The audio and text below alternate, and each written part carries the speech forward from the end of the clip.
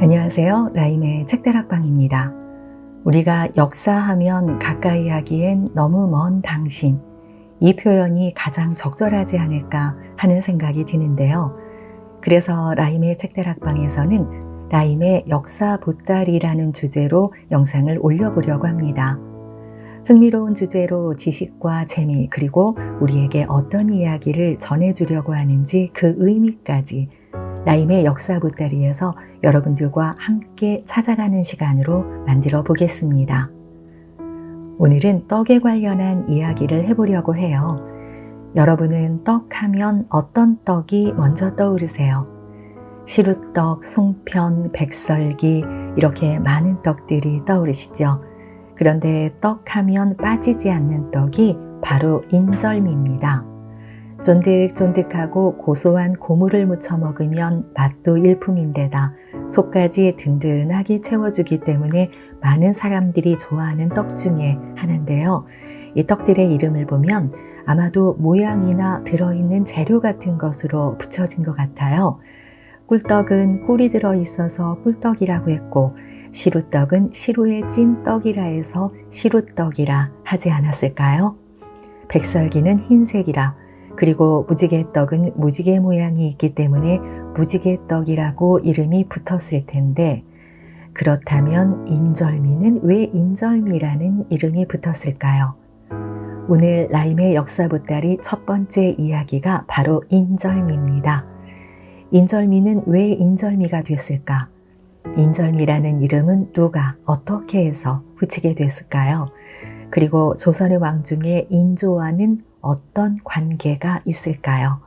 오늘 영상에서 그 해답을 찾아보세요. 자, 라임의 책다락방 시작합니다.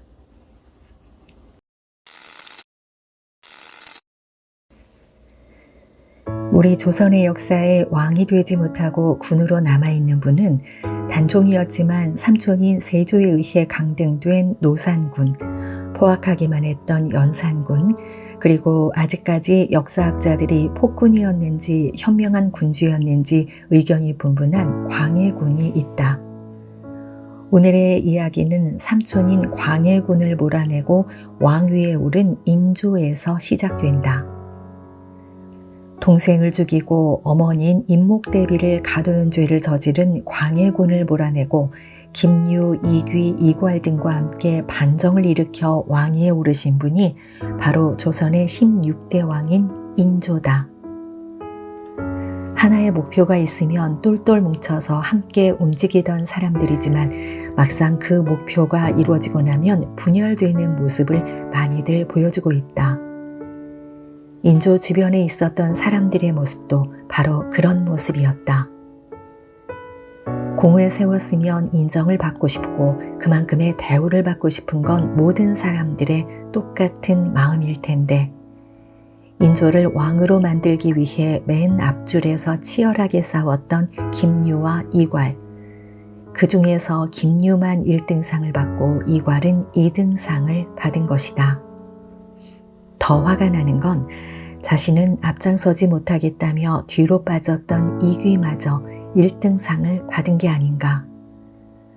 거기에 그렇게 큰 공을 세웠는데도 지금의 서울에서 일자리조차 주지 않고 멀리 평안도로 파견을 보낸 것이다. 반정 당시 대장까지 했던 나를 2등 공신으로 한 것도 억울해 죽겠는데 이제는 추운 평안도로까지 쫓겨나는구나. 이렇게 난 토사구팽을 당하는 건가? 불만은 가졌지만 책임감이 강했던 이괄은 일단 신하된 도리를 다하기 위해 자신의 자리인 평안도로 향했다. 자고로 예나 지금이나 가족은 건드리는 게 아니라는 말을 허투루 들은 것일까? 이번에는 그들이 자신의 아들이 임금을 몰아내려고 했다는 것이다. 그렇잖아도 공신 책정 문제로 불만을 갖고 있었던 이괄은 그들이 아들까지 걸고 넘어지자 군사를 이끌고 한양으로 밀고 올라오게 된다. 그런데 이게 무슨 일일까? 한양에 있어야 할 임금이 없는 것이다. 임진왜란 때 선조가 백성을 버리고 한양을 떠났듯 인조도 이괄이 한양으로 몰려온다는 말에 백성을 버리고 충청남도 공주로 도망을 가버린 것이다. 반란군을 피해 도망치듯 공주로 온 인조는 공산성에 올라 자나깨나 한양으로 돌아갈 날만 손꼽아 기다렸다. 도망치듯 내려온 공주에서 임금의 수라상에 올릴 반찬은 변변치가 않았다. 그러던 어느 날 공주에 사는 한 부자가 광주리에 떡을 가져왔다. 방금 만들었던 건지 광주리 안에는 뜨끈뜨끈하고 말랑말랑한 떡이 콩고물에 묻혀져 있었다. 인조가 떡을 하나 집어 먹어보니 세상에 없는 맛이 입안에서 퍼져나가는 것이다. 궁금한 마음에 떡을 가져온 부자에게 이름을 물으니 이 떡에는 이름이 없단다. 가만히 생각이 잠겨있던 인조는 가장 맛있는 떡이라는 뜻의 절미에 당시 이 떡을 가져온 사람의 성을 붙여서 임절미라는 이름을 붙여주었다. 하지만 시간이 지나면서 임절미는 발음을 하기 쉽게 인절미라고 부르게 됐다는 이야기다. 먹기도 간편하고 맛도 좋은 인절미에 이런 사연이 있었네요. 순탄치 않은 인조의 쓸쓸한 마음을 달래주려는 백성들의 고운 마음이 들어있지 않았을까 하는 생각도 들었습니다. 그런데 이 인절미는 옛날 혼례를 할 때 상에 올리거나 이바지 음식으로 많이 보냈다고 해요.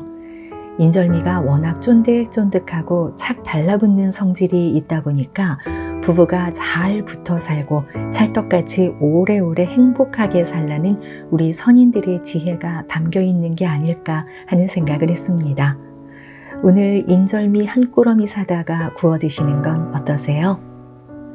라임의 책다락방 다음에는 더 재밌는 영상으로 만나러 올게요.